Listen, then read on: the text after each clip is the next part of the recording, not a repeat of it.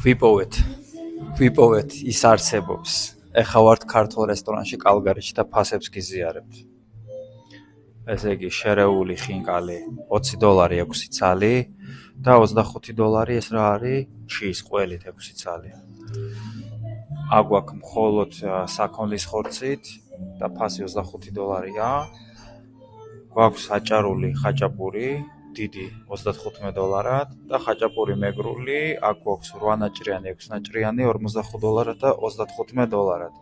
შემდეგი გვაქვს კუბდარი დიდი პატარა 45-35 ლობიანი იგივე $40-30 ხაჭაპური როიალ სამეფო აგერ ფასებს თქვენც უყურებთ.